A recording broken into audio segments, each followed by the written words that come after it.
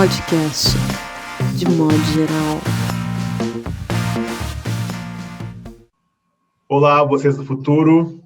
Está começando mais um podcast de modo geral, edição 49, com uma convidada super especial para mim, minha querida amiga, que além de tudo, além de referência para mim, de uma grande amiga, também é a minha madrinha de casamento. Ela e o grande Marechal Álvaro Costa e Silva.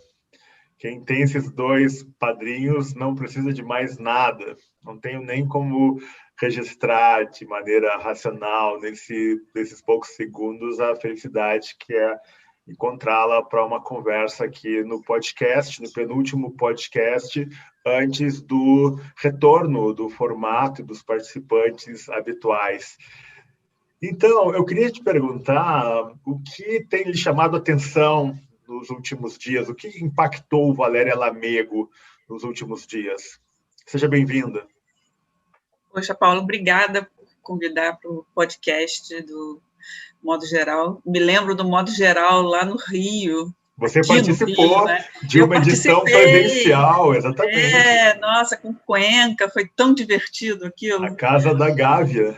A Casa da Gávea, exatamente. Você falou sobre a sua coleção de gravuras, deu uma aula... Leopoldo Vieira da Silva, dei uma aula de gravura? Sobre literatura, a relação entre literatura, Valéria, e a arte da gravura no Brasil. Claro. Foi um negócio, assim, espetacular. Desde os anos 50, né? Isso. Então, essas semanas, o que mais me impactou, duas coisas. Minha mãe ter sido vacinada, porque eu acho que isso está impactando a vida de todo mundo. Entes queridos, né, saírem do risco. Embora tenha sido a primeira dose, né, já é um alento, né, Paulo? Saber que eles estão um pouquinho fora do risco, né, dessa coisa horrorosa que a gente está vivendo. A segunda coisa, claro, que vem me impactando desde março de 2020, é a coordenação, né, e edição geral da fotobiografia do João Cabral de Melo Neto, junto com o Canaã Ferraz. Né? Isso realmente foi um projeto que já vem acontecendo mais ou menos há uns 2 anos, mas 2 anos, 1 ano e meio, mas que a gente realmente pegou para trabalhar, principalmente eu, o Canaã e a Bia, que era designer, em março do ano passado. E aí foi uma avalanche, né, de informação, né, e foi uma coisa que me manteve, pelo menos, muito fora de tudo que estava acontecendo. Claro, dentro de tudo que está acontecendo, porque é impossível a gente ficar alienado, mas também convivendo com a vida de João Cabral de Melo Neto. Então, é um privilégio, né, você passar os 365 primeiros dias da pandemia com o João Cabral de Melo Neto na veia. Teve isso que me impactou. E a gente lançou o livro na semana retrasada, né? Já faz 3 semanas. Aí tem o impacto do lançamento, né? Que é você colocar aquele objeto, né? Porque fazer um livro dessa dimensão, né? Com mais de 500 imagens, com uma pesquisa gigante, e colocar ele na rua, você fica numa expectativa enorme, né? Eu tenho recebido 500, assim, as pessoas, né, que têm contato, um retorno. E isso, obviamente, um livro que você considera um dos mais importantes que você editou, é impressionante, né?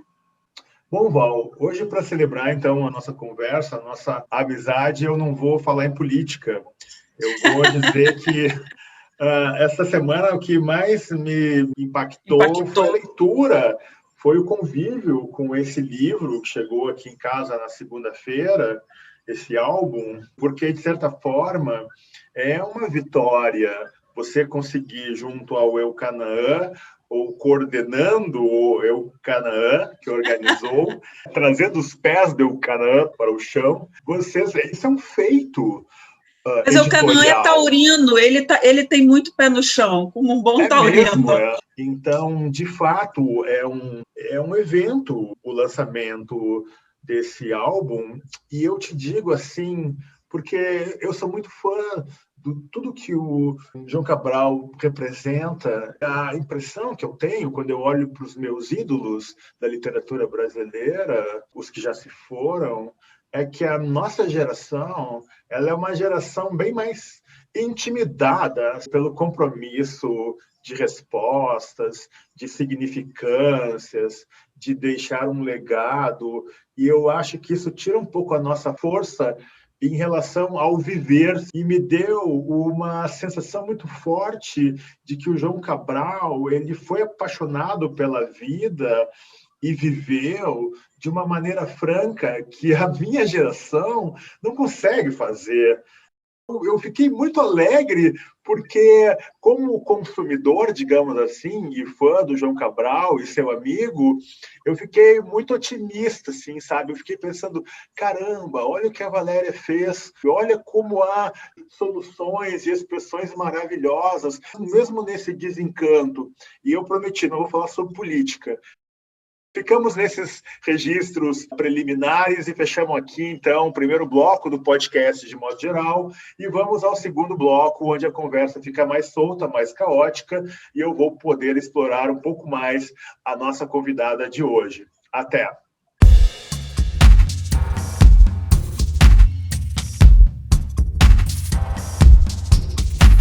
Podcast de modo geral.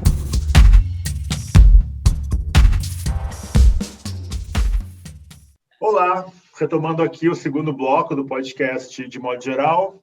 Valéria, eu tenho o dever de dizer que é impressionante uma pessoa de condução tão proficiente, né, das coisas, como acontece com você, que foi uma grande jornalista, é uma grande acadêmica, é uma das editoras mais importantes desse país, é uma escritora premiada, reconhecida. Eu te pergunto, nessa combinação de projetos, né, e inquietações, onde eu encontraria a Valéria Lamego hoje? Eu acho que eu estou muito dividida entre estar editora, né? Eu me tornei editora nos últimos 21 anos, não é pouco tempo, e estar pesquisadora acadêmica, né?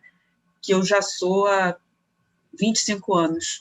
Né? Eu vou dar uma palestra agora em abril sobre Cecília Meirelles e o romanceiro da Inconfidência, e a menina que me convidou, muito legal, sobre um grupo de Assis da universidade, que estuda mulheres na literatura, e ela falou assim para mim, Valéria, nós temos que conversar com você, porque o seu livro, A Farpa na Lira, faz 25 anos. Eu, meu Deus, 25 anos! Há 25 anos, então, eu continuo nessa mesma paixão, que é encontrar o inaudito, o que não foi revelado, e transformar isso num objeto literário ou num objeto editorial. Né? Eu acho que a fotobiografia, os outros livros do João Cabral que eu vim organizando, né? O Aniki Bobó, o John Miró, também vão nessa ideia, sabe? Quer dizer, ninguém tinha visto ainda as gravuras do Miró quando a gente editou o John Miró, porque não foi editado assim no Brasil. Ninguém sabia do Aniki Bobó, que ele fez numa brincadeira junto com a Luísa Magalhães, porque o livro ficou lá com uma tiragem de 30 exemplares.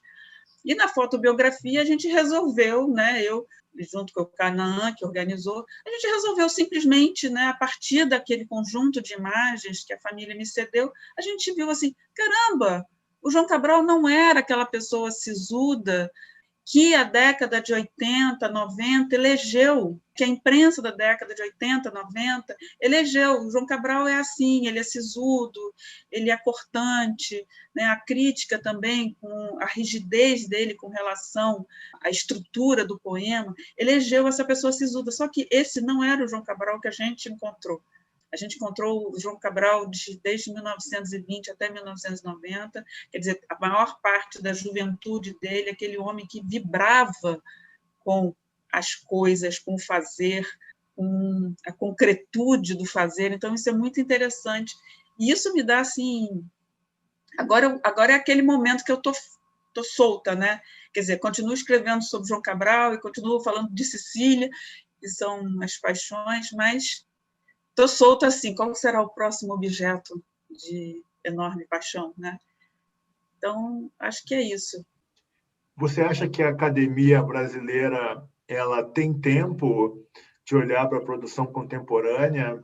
Se eu considerar que há muito a ser investigado sobre autoras e autores, né, que nos deixaram há pouco tempo, cuja extensão e o significado da obra é tão pouco escrutinado?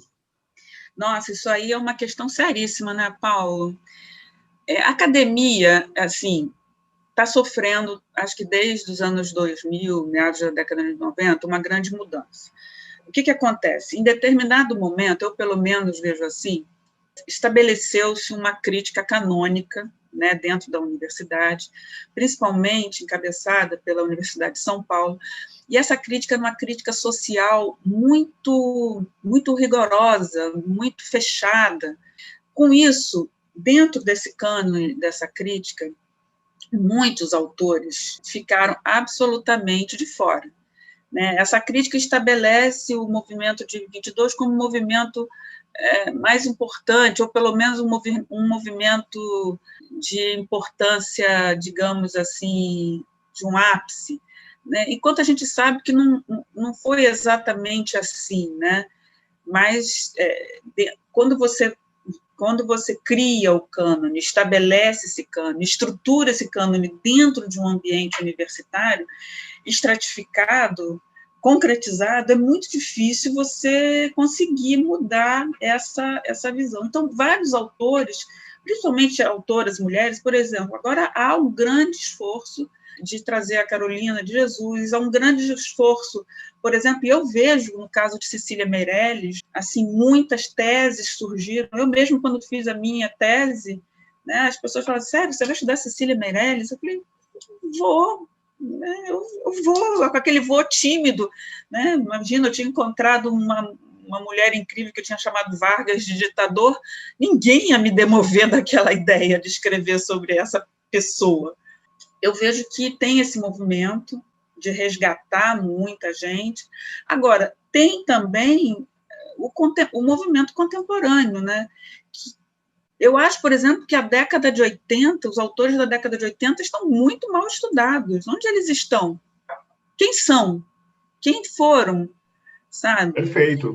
Mas eu vejo um esforço muito grande de universidades de fora, como eu sempre sou chamada para a banca, então eu vejo que surgem, sabe, estudos em outros lugares, na UFMG, então, eu vejo muita coisa nova surgindo, na UF também, que foge um pouco dessa centralidade da Universidade Paulista, né? Como editora, Valéria, você produziu esse livro do João Cabral e tem toda uma dinâmica, né, de viabilização financeira de um livro tão belo quanto esse livro é caro. Eu te pergunto, no mundo editorial brasileiro contemporâneo, o quão caro viabilizar a beleza? Essa graphic novel que sai agora, Meu Mundo versus Marta, houve decisões que foram decisões no sentido de viabilizar a graphic novel, porque a intenção do Rafael Sica era uma outra pretensão, que ia tornar muito mais belo, muito mais impactante, mas economicamente, na conjuntura atual, inviável. Então, eu comecei a fazer esses livros, que eu chamo de livros incríveis, né, que são livros que a gente tem que ter um esforço econômico junto com um esforço pessoal muito grande. Em 2009, eu acho, quando eu fiz o Impresso no Brasil, que era foi um livro muito engraçado, que era um livro naquele evento dos 500 anos e tal, da imprensa régia, todo aquele movimento histórico de comemorações. E aí o autor, que era o Rafael Cardoso, eles tinham inscrito o livro para fazer uma exposição e tinha no meio da exposição um catálogo. Aí ele me perguntou, Valéria, você quer editar o catálogo? Eu falei, claro. edito. Na época, a gente fazia basicamente revistas, né? Claro, eu edito o catálogo. E aí, quando os Correios aprovou o marketing deles, eles aprovaram só o catálogo e não aprovaram a exposição. E aí foi uma coisa estranhíssima. Eu falei, bom, então nós vamos fazer um livro de verdade. E nós fizemos um livro que é fantástico, realmente. Infelizmente, a gente não tem condição de reproduzir. São livros que também, por outro lado, acontece isso. O impresso no Brasil, não tem como reproduzir o impresso no Brasil. São livros caros. E nesse caso, então, do Impresso no Brasil, foi um esforço gigantesco. Tem um selo na editora, que se chama Selo Perfil, que é só de livros institucionais. Então, eu trabalho com grandes empresas. É a coisa mais assim estranha na minha vida, eu sendo acadêmica, falando de Cecília Meirelles e João Cabral, tendo um selo e eu trabalhar com empresas institucionais. Eu me sinto meio Smith, sabe o Smith, o poeta, editor? Sim. Ele era o dono de supermercado, né? E aí o que acontece? Eu fiz o primeiro livro desse formato fantástico, foi o Gráfico Amador, reunindo recursos dos outros livros que eram feitos, não dos livros de literatura ou de carnaval, mas dos livros empresariais.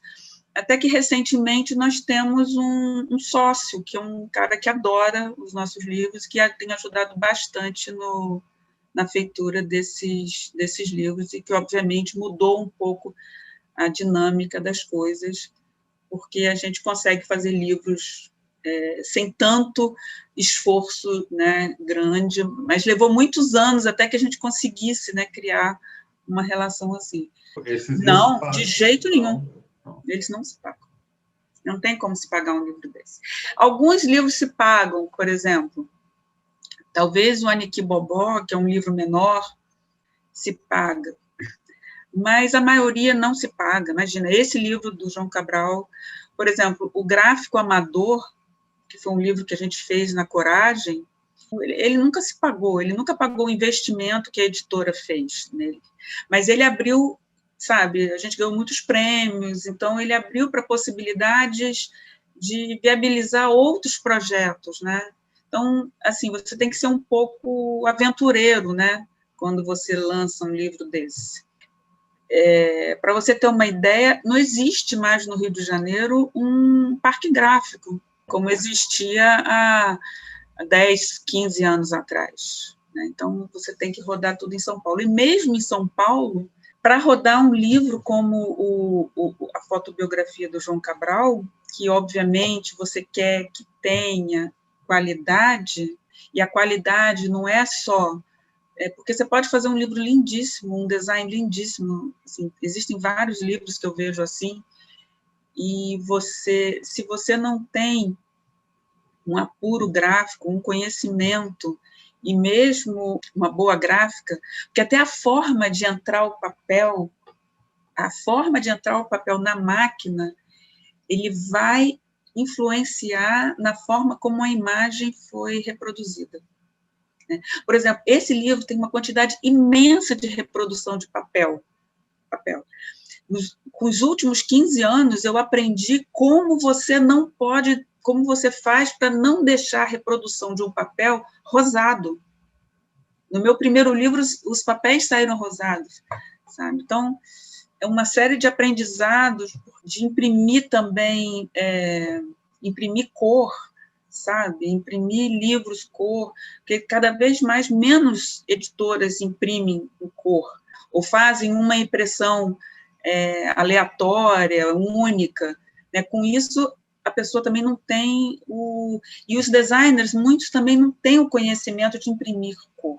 Quem tem conhecimento de imprimir cor são os produtores gráficos, pouquíssimos editores. Eu conheço na mão os editores que sabem imprimir cor. Você não imagina uma produção de graphic novel na sua editora?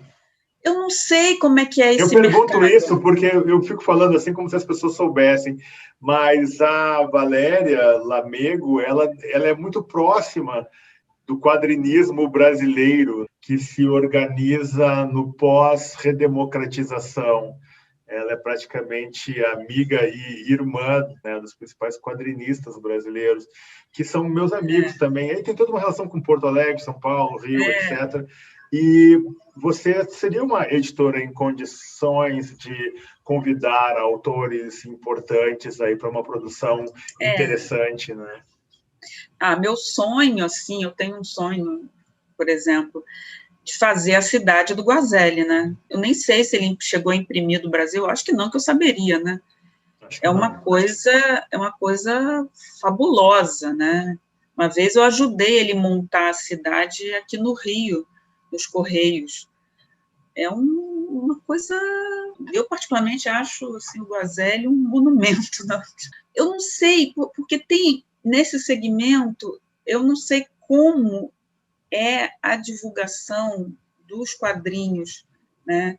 Porque eu fui uma leitora, eu tive uma pequena editora de quadrinhos na faculdade, mas hoje eu sei que, por exemplo, os quadrinhos têm um nicho muito grande em editoras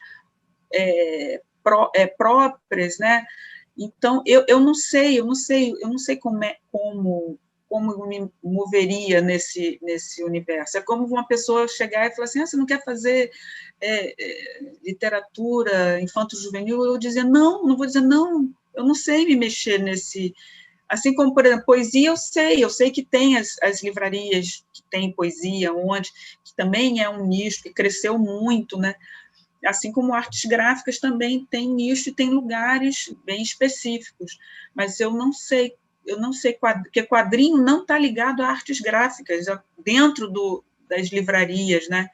E tem editoras muito boas, né, que fazem quadrinho, né? Muito boas, e você tem livrarias especializadas, eu acompanho mais ou menos por cima, e eu vejo editoras aqui de São Paulo, Val, que elas lançam as suas publicações, as suas edições, e esgota tudo na pré-venda, sabe? Pois é, imagina, não sei, é um universo que eu não faço a menor ideia de existir, que acontece.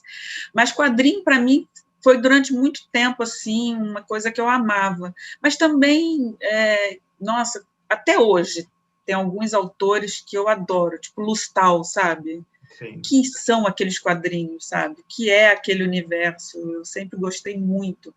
Que é um universo de extremo humanismo, né? Como, por exemplo, eu aproximo muito o Hopper, o pintor, desse universo. Acho que ele que deu a chave para esses quadrinistas, né, que foi do Lustal, o Bilal um pouco antes, né, esse quadrinho francês magnífico. Cecília Meirelles, o que a Cecília Meirelles tem a ensinar para as almas inquietas, críticas?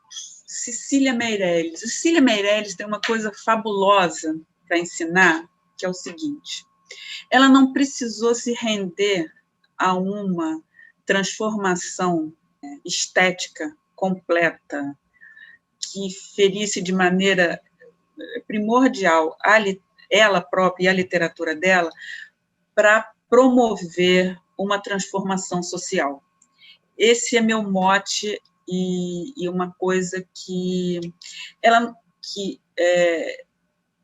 sofreu muito e sofre ainda mais agora. A Cecília Meirelles foi uma figura muito interessante porque ela foi ela é, né, uma grande escritora e ela foi festejada pelos contemporâneos dela como a grande escritora que ela é, e foi festejada por uma geração anterior. Para você ter uma ideia, ela é a antítese do João Cabral, né? Você tem o João Cabral de um lado, que ele mesmo se fala, eu sou o antilírico, e você tem a Cecília, a lírica, e o João Cabral tinha uma admiração por ela profunda, tanto que ela é a única autora mulher que está no livro Inconsúltio do João Cabral. O João Cabral editou, né, quando ele morou em Barcelona, 13 publicações, né, manuais, tipográficas. Daí a paixão do João Cabral pela tipografia. Aliás, eu fiz tipografia quando era criança, né, tinha 12 anos. Então, a paixão de João Cabral pela tipografia. E a única autora que está lá não é Clarice Lispector, que ficou muito chateada de não participar do livro em Consúltio, mas foi Cecília Meirelles. Então, Cecília foi essa pessoa. Mas, com essa necessidade de imiscuir a vida e a transformação social na literatura, de fazer da literatura um panfleto, isso não serviu para Cecília Meirelles. Ela até fez um grande poema, um gigantesco poema social, talvez um dos maiores da nossa literatura, que é Romanceiro da Inconfidência. E mesmo por isso ela foi criticada.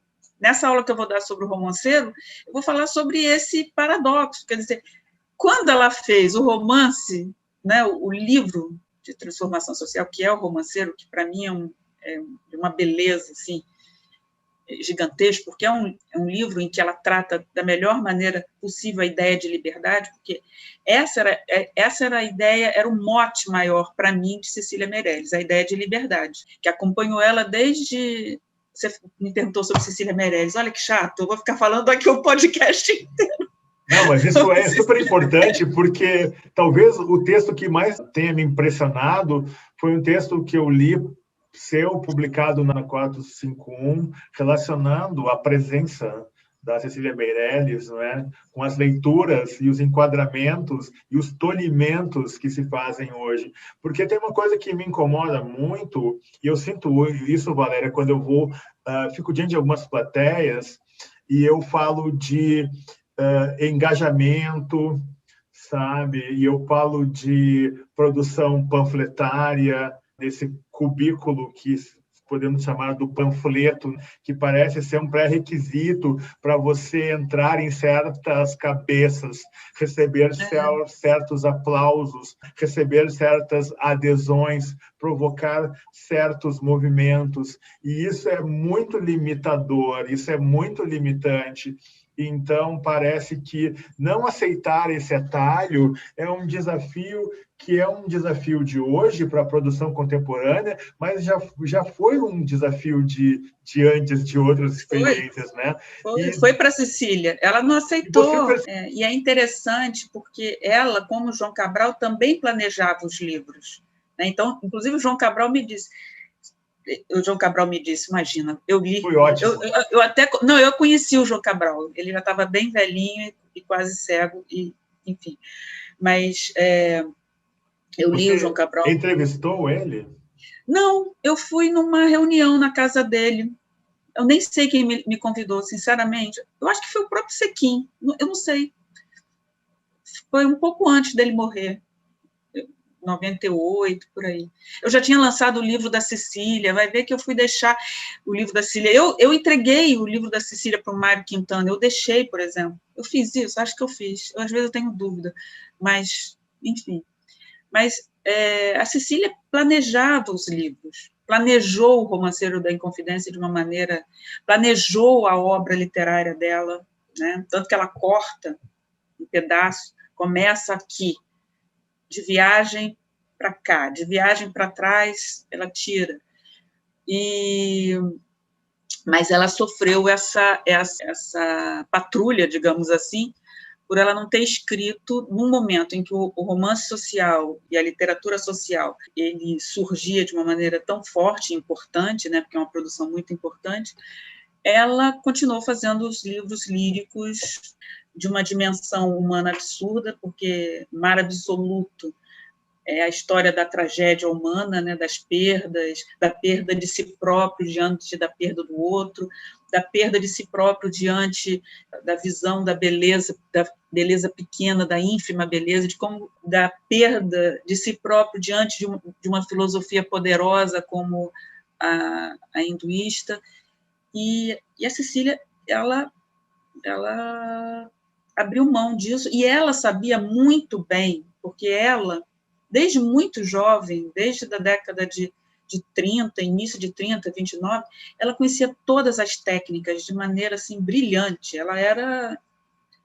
insuportável. Ela conhecia as técnicas literárias, ela conhecia essas técnicas dessa literatura, que ela podia ter feito, né? E o interessante é que a primeira palestra que ela fez em Lisboa sobre literatura brasileira, ela justamente fala do movimento modernista e da importância desse movimento na recuperação de alguns aspectos da cultura brasileira. Então, ela ainda tinha essa generosidade. A crítica que criou essa separação entre a poeta Cecília e o objeto de pesquisa Cecília. Eu acho que houve uma cisão e há uma má leitura, às vezes, da Cecília. Isso é muito ruim, porque eu vejo que agora ela está recuperando novos leitores.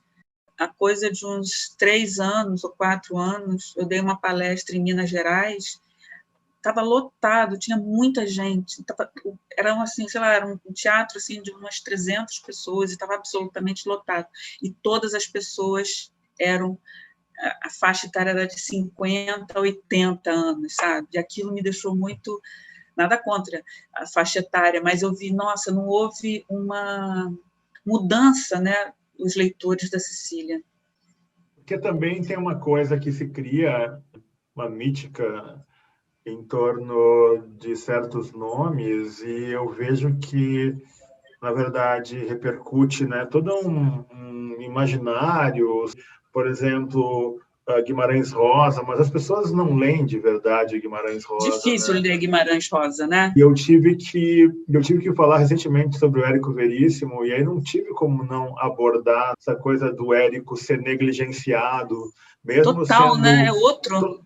negligenciado total, mesmo sendo um cara que sempre vendeu e continua sendo lido. Você vê que a academia, ela faz suas opções e isso repercute sobre os leitores, e é uma coisa incrível porque você vê a expressão do Guimarães Rosa, ela é uma coisa incessante, né?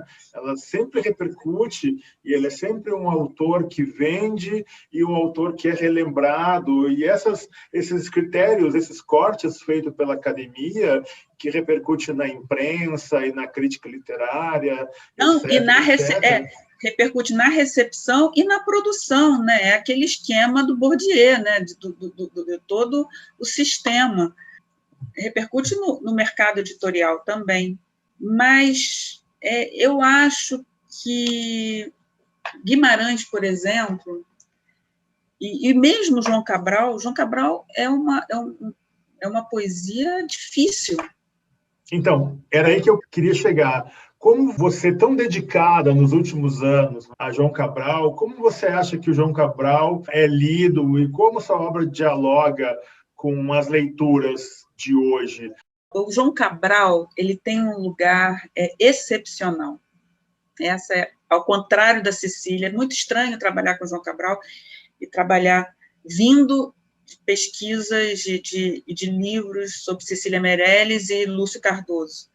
Porque João Cabral, ao contrário, ele, desde a década de 70 até hoje, ele tem uma vasta produção de livros críticos. Inclusive, a gente reproduziu na fotobiografia os livros críticos do João Cabral. Então, como ele criou uma linguagem própria dentro da poesia, sem desmontar a métrica tradicional, ou criando outras métricas, mas usando os recursos da métrica tradicional, como ele teve essa engenhosidade incrível, eu acho que realmente João Cabral, além de ter essa engenhosidade, esteticamente ele é um esteta completo, né? Porque as imagens que ele produz estão todas de uma beleza, de uma elegância, mesmo quando elas não são a crosta viscosa, a janta baianada, né? Todas essas coisas que podem ser grotescos, mas que dentro da poesia dele não é. Ele criou isso, e às vezes é muito difícil essa leitura. Eu me lembro que o meu primeiro curso de pós, assim, logo que durante a faculdade, eu não me lembro bem, lá atrás, lá na Universidade Federal Fluminense, lá com Silviano Santiago, foi ele lendo Uma Faca Só Lâmina, e eu pensei assim, meu Deus, eu nunca vou conseguir ler esse livro. Eu não vou conseguir identificar todos esses significados, eu lá com 20 e poucos anos. Não vou conseguir identificar todos esses significados, todos esses sistemas aqui que o Silviano Santiago está descobrindo, né? Só que, realmente, o João Cabral tem essa particularidade, e ele foi, eu acho, um dos poetas que tem a maior fortuna crítica, ao contrário da Cecília. Tem um estudo fabuloso da Ana Maria Domingues, de quando ela era da Universidade de São Carlos, que ela fez toda a bibliografia anotada da Cecília, e ela mostra que até a década de 90 tinham 4 livros que falavam de Cecília Meirelles. 4! Não tinham teses, era uma fortuna crítica de matérias de jornal, de matérias, sabe? Mas não tinha os próprios livros dela, ou crítica falando dos livros dela, mas não tinha uma crítica. E hoje, mesmo hoje, não há um livro que eu diria assim, esse livro é um livro definitivo sobre Cecília Meirelles, como existem do João Cabral trocentos livros. É uma fortuna crítica realmente enorme. Então, essa é a diferença. Esse é o lugar do João Cabral. É um lugar, assim, de peso em todo o sistema. Em todo o sistema. O sistema, sabe? Como você relaciona, então, né, nesse cenário, o João Cabral com o Drummond, com Bandeira? Como você vê, assim, caras muito conscientes do seu momento e da sua presença? Eu meio que chamo esses caras de poetas empresa, sabe? De escritores empresa, porque, ao mesmo tempo, eles viveram a vida da maneira mais maluca e intensa que é permitida a um ser humano, né? Porque não é mera estratégia. Né? Poxa, isso é reduzir um gênio a uma lente ridícula. Mas como você relaciona, assim, João Cabral, né, nessa potência?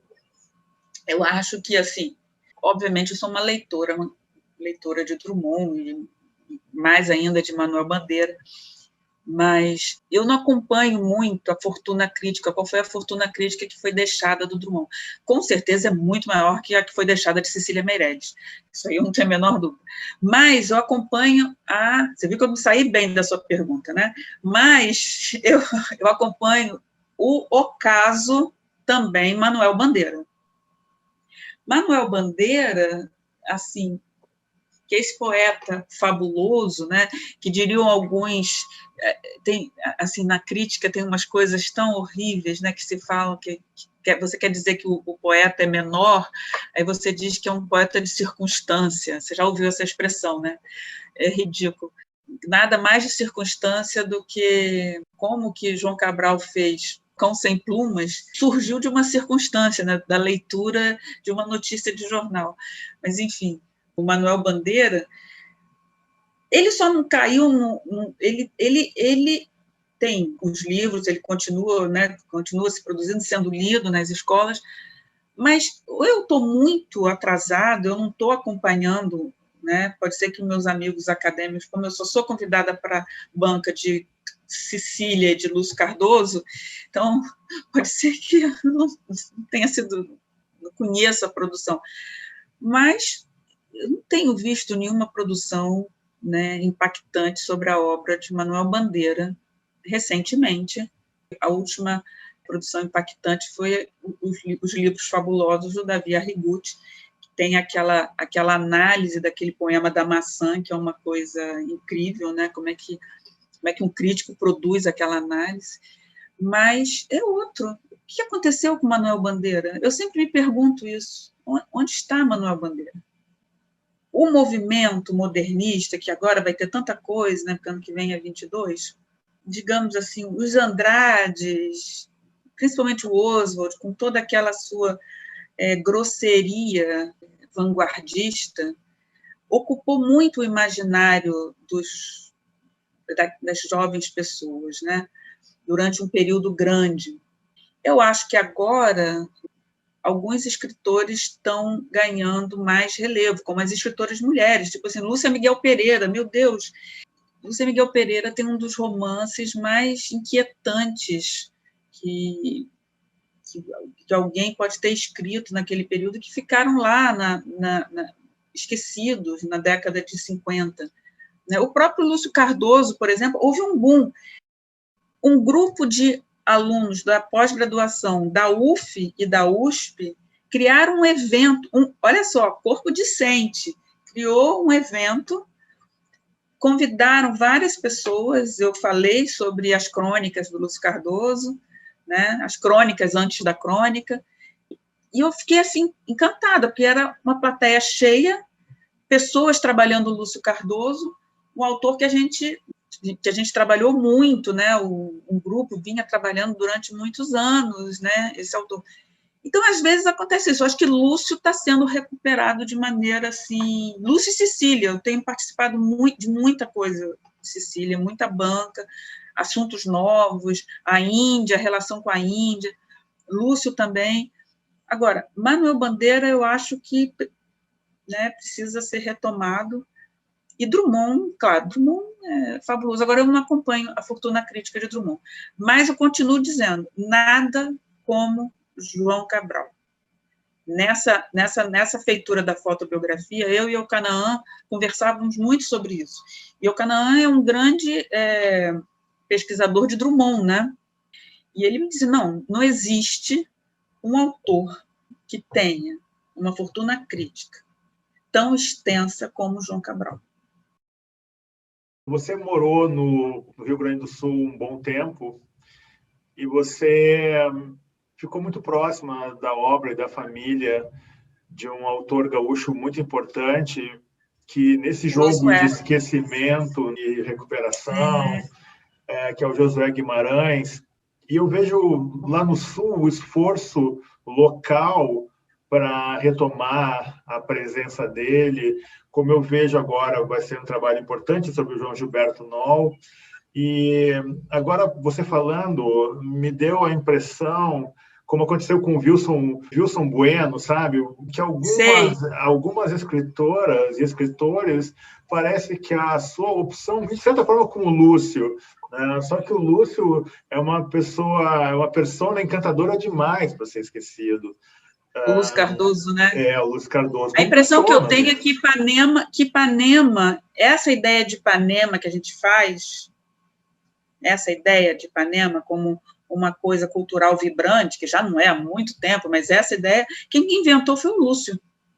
É mesmo? Porque ele morava numa daquelas ruas paralelas à Lagoa e paralela à praia, aquelas ruazinhas incríveis, e ele morava naqueles predinhos, no primeiro andar. A casa dele era uma festa, todo mundo ia para lá. Caio Fernando alugou o seu primeiro quarto lá, e outros, então era, sim, sabe, eles eram gays assumidos desde sempre, sabe, ele, uma família católica com santos e não sei o quê, mas o Lúcio tem essa coisa de ter sido esse enfant terrible de verdade, né? Não era um enfant terrible, tipo, porque eu acho que o Oswald foi um enfant terrible fake, o Lúcio não, ele foi muito terrível. Essa vontade de estar na mídia, de ser, de participar do mundo, todos esses escritores que eu acompanho assim, não é só na leitura, eu acompanho lendo os jornais da época, né? Então você acompanha de maneira mais profissional, digamos assim, né? Todos eles tinham, nas cartas, tinham essa tensão na produção. Ninguém foi instintivo. Alguns até poderiam produzir os seus livros de maneira instintiva, ou seja, sem esse planejamento tão rigoroso como João Cabral, né? Um planejamento talvez como o Drummond ou como Bandeira, que reunia uma série de poemas depois de um período, né? Ou até Cecília em alguns livros. Mas, não, eles tinham Mas desde Lima Barreto, se você ler as cartas de Lima Barreto, você vai ver que, aliás, é outro escritor que também se jogou, né? E num período tão difícil, né? Eu adoro Lima Barreto. E eu organizei aquele livro, né, de Lima Barreto. Maravilhoso. Eu escrevi sobre ele, Aquele livro é muito bom, eu gosto muito, porque ali Lima Barreto ele está sendo muito sincero, e o Lobato muito sincero também, e eles conseguem ter esse diálogo de sinceridade sem que ninguém se sinta ferido, né? Você sabe que eu emprestei esse livro e nunca mais voltou? Eu te dou, eu tenho muitos. É incrível, porque eu emprestei... Foi um encalhe fenomenal. É mesmo, porque são duas figuras muito emblemáticas, né, no imaginário brasileiro. Aquelas cartas, elas têm uma força gigantesca, porque elas mostram também a fragilidade e essa terrível diferença social que é a nossa vida, né? Ali é um abismo.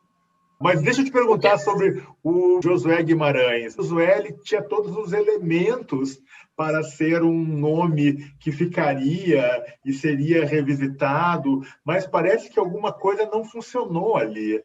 E ele foi descartado, inclusive, pelos próprios gaúchos, porque se você comparar com o Caio, por exemplo, ou se você comparar... Não, fiquemos com o caso do Caio, né? E o Josué... Eu conheci o Caio. Eu também conheci o Caio. Eu participei de uma mesa com o Caio. É mesmo? Nesse nível? Não, nesse nível, porque era uma mesa, na época eu era orientanda de Heloísa Buarque de Holanda. E aí, Elo, quando não queria fazer as coisas, ela falava assim, Valéria, vai no meu lugar. E eu falava assim, Elo, mas como que eu vou no seu lugar? Como é que eu vou te representar? Vai. E eu ia. Numa dessas mesas, eu fui no lugar de Elô, e era o Caio. E aí nós nos demos muito bem, mas eu fiquei com muito medo dele. Fiquei com medo da...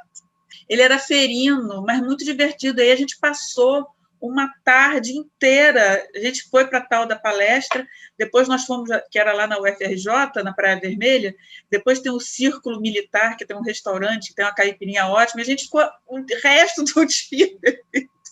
Foi muito inesquecível aquela tarde.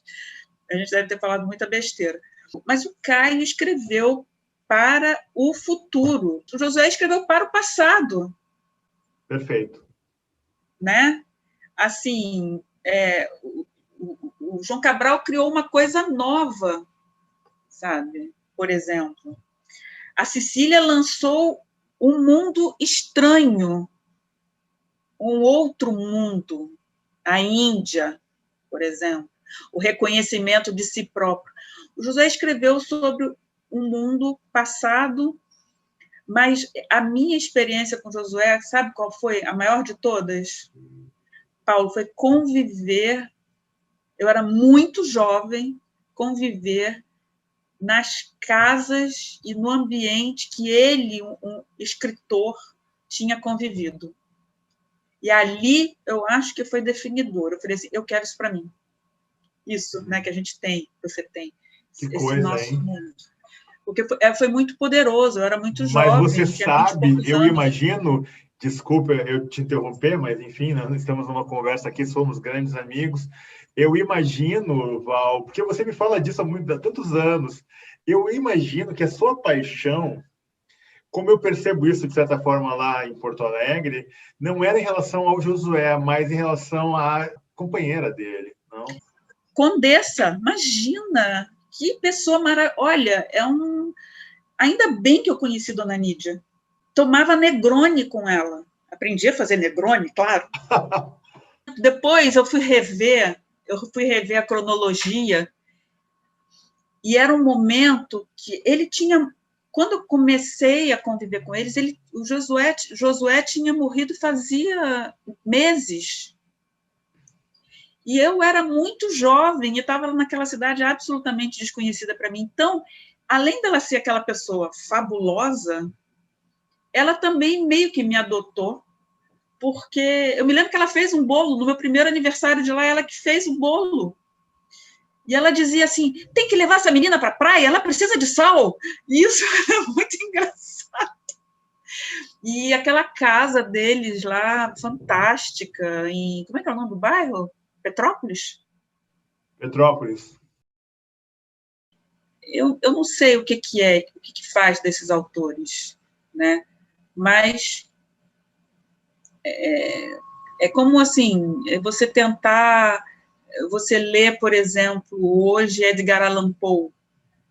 Gente, Edgar Allan Poe sempre será eterno, não sei explicar por quê, mas porque, por um outro lado, eu sei que ali, naqueles elementos que o Edgar Allan Poe colocou ali no papel, eles vão comunicar, sabe? Eles são fundantes. São fundantes, eles vão se comunicar com você em qualquer situação da sua vida, em qualquer momento da sua vida. Eu acho um pouco isso. Assim como Mallarmé, que resolve revolucionar tudo, né? É difícil, ainda mais para ler em francês, você tem uma certa... Mas você vê que ali naquela estrutura, ele estava reinventando uma linguagem. Então, aquilo fica, obviamente, eterno, né? Porque aquilo faz parte de uma literatura que marca e que funda, como você falou. Mas outras literaturas, nem sempre, né? Elas fazem parte de um momento, não que elas deixam de ter o seu valor, mas elas não vão ultrapassar muito. Tipo, Marcos Rey, né? Quem lê Marcos Rey hoje?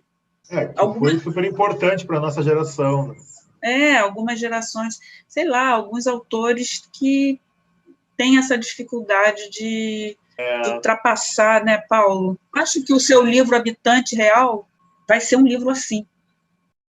Como homem de Estado, né, um servidor público, como João Cabral de Melo Neto, com esse distanciamento e com o conhecimento que você tem, como ele pode ser lido? Quais são as leituras possíveis da sua relação com o período que ele viveu, com tudo que ele testemunhou, participou, e sofreu, né? Sofreu, né? Teve de engolir, né? Teve que engolir. Como você montaria esse arco? O João Cabral se deu conta, muito jovem, que ele seria escritor, que ele viveria. No início ele achou que ele ia ser arquiteto, né? Lá nos anos 20, mas ele se deu conta que ele seria escritor e ele mesmo diz isso nas entrevistas, né? Eu tinha que escolher, para ser o escritor eu teria que ser um servidor público, mas eu podia fazer um curso para fiscal ou um curso para diplomata. Para fiscal, eu poderia parar lá no interior do Piauí. O diplomata, o máximo que poderia acontecer, eu ir para o interior da França. Então, eu resolvi ser diplomata. Mas o João Cabral, ele sempre foi um homem de esquerda, né? Claramente um homem de esquerda. E é interessante ver, principalmente, e a gente coloca isso na fotobiografia, a gente vê a importância dele, jovem ainda, em 47, com 27 anos, quando ele vai para a Espanha e ele encontra toda aquela vanguarda espanhola, catalã, sobretudo, lá em Barcelona, e aquela vanguarda toda muito oprimida pelo regime fascista terrível de Franco, e ele promove esses encontros e ele conversa, e ele faz revista, ele faz todo um movimento, né, muito sério, muito discreto, e você vê no depoimento, por exemplo, de um artista como Joan Brossa, como foi iluminadora a presença de João Cabral naquele momento. Porque o João Cabral mostrou para eles, além de outras coisas, que haveria um futuro fora aquilo tudo que eles estavam vivendo, e aquilo iria, né, deu ferramentas para eles pensarem também o fim daquilo. Por outro lado, todas as atividades dele foram perseguidas, tanto que em 1952, uma correspondência dele é receptada dentro do Itamaraty, e depois saiu uma matéria, uma capa na tribuna da imprensa, que era o Jornal do Lacerda, dizendo que elementos comunistas dentro do Itamaraty causavam, blá, blá, blá, exatamente a perseguição que a gente vê hoje, né, com esses mesmos elementos. E aí João Cabral, com 4 filhos, foi suspenso do Itamaraty sem direito a salário. Ele volta para o Brasil até mostrar que aquilo era tudo tudo uma coisa absurda. Então, a partir daquele momento, eu acho que ele fica muito marcado dentro do Itamaraty, e há inclusive, para ele se recolocar no Itamaraty, eles inventam um cargo para ele ser pesquisador e mandam ele para Sevilha, que chato, né? E aí ele faz um trabalho incrível lá no arquivo das Índias de Sevilha. Mas ele foi, né? Depois você vê que quando chega na década de 70, 80, no auge assim, do processo militar, onde que estava João Cabral? Estava na França? Estava nos Estados Unidos? Não, ele estava na África. Ele foi, depois de um determinado período, né, principalmente no auge da ditadura militar, sempre colocado em postos menos centrais do que, obviamente, os postos que ele já tinha ocupado antes, né, como na década de 50, né, durante o Getúlio. Ele estava em Londres, Barcelona, né, que é um período que vai até 60 antes da ditadura militar. No momento da ditadura militar, ele é sempre colocado em postos cada vez mais distantes, até que ele consegue ir para Portugal, porque ele já estava com alguma idade e sofrendo de problemas de saúde.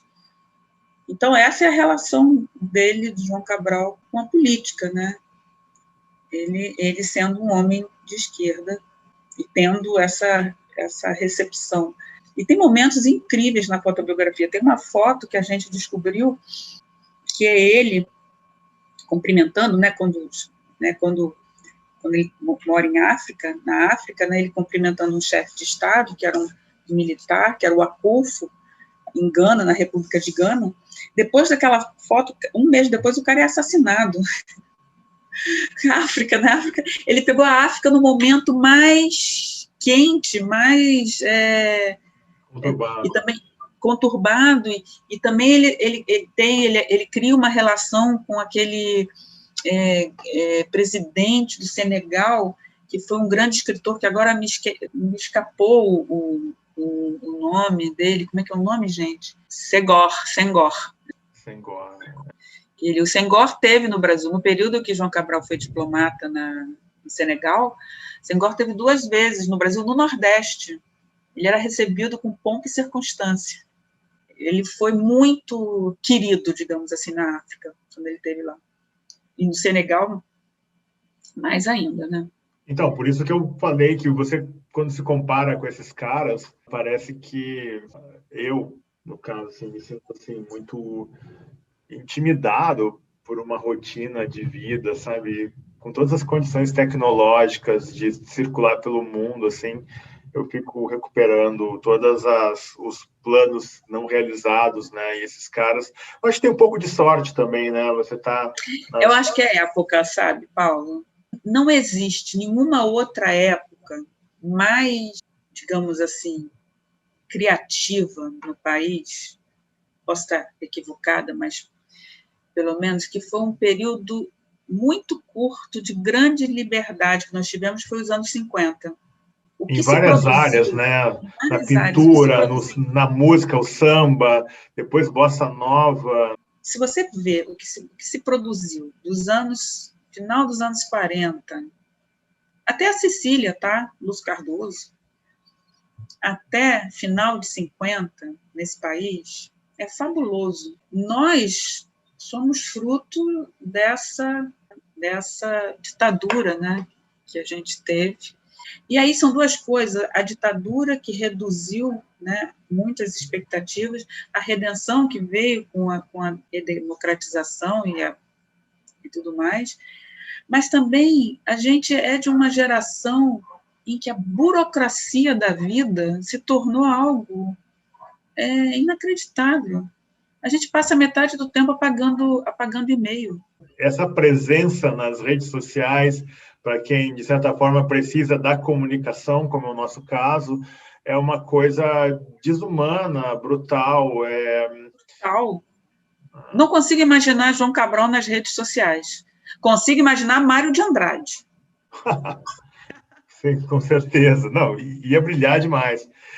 Podemos fechar aqui, então, nosso segundo bloco e vamos para o terceiro bloco, em que pensamos personagens ou situações do cenário recente que dariam boa personagem de conto ou romance brasileiro contemporâneo. Até!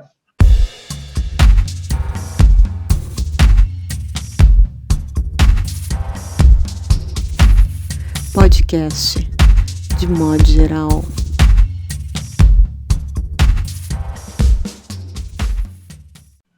Val, que figura ou situação você acha que daria uma boa personagem para conto ou romance brasileiro contemporâneo?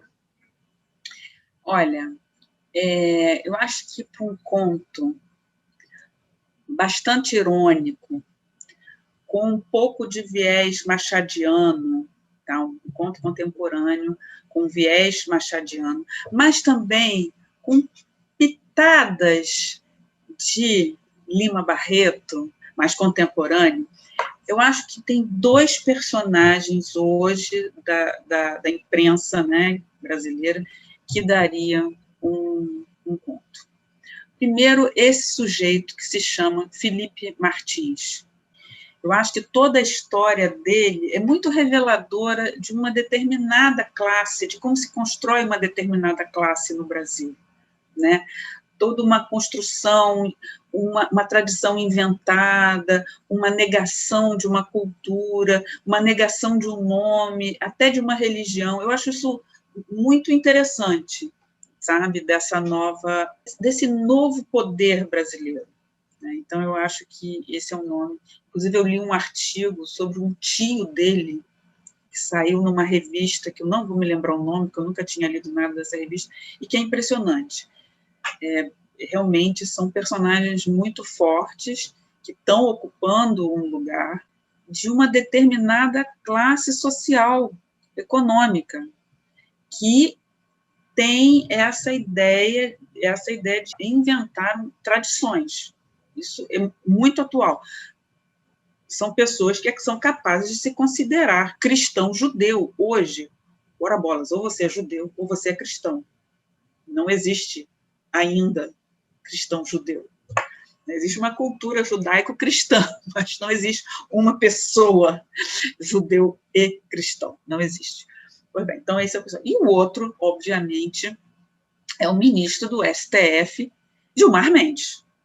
Gilmar Mendes, assim, na verdade, eu acho que o Gilmar Mendes é um personagem do Machado de Assis, nem é um personagem contemporâneo. Ele é um personagem do Machado de Assis. Eu consigo ver o Gilmar Mendes descrito por Machado de Assis, sabe? Mas o Felipe Martins não. O Felipe Martins é um fenômeno moderno nosso, atual. É isso. Perfeito. Eu acho, Valéria, que os dias de convivência entre o Pazuello e o Marcelo Queiroga, naquela indefinição de quem é o ministro, e o Pazuello dizendo que não há mudança significativa, não há nem transição, tudo que está em jogo ali, né, no plano da vilania, da mediocridade, do oportunismo, da hipocrisia.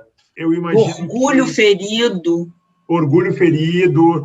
traição, oportunidade, como eu disse, né? Essa coisa e medo, né? Medo, perfeito. E uma coisa incrível que alguém chamou a minha atenção é que o Marcelo Queiroga, ele tem a minha idade. É mesmo, Paulo? Ele é jovem. Então, eu achava ele um senhor. Então, você vê que esses caras, eles literalmente, o preço, né, da venda da alma é uma coisa perceptível. Agradeço demais a conversa, agradeço a todas e todos a audiência. Foi um prazer, Val. Obrigado. Muito obrigada, Paulo. Foi ótimo. É isso, Valéria. Muito obrigado. Obrigado a todas e todos. Até a próxima.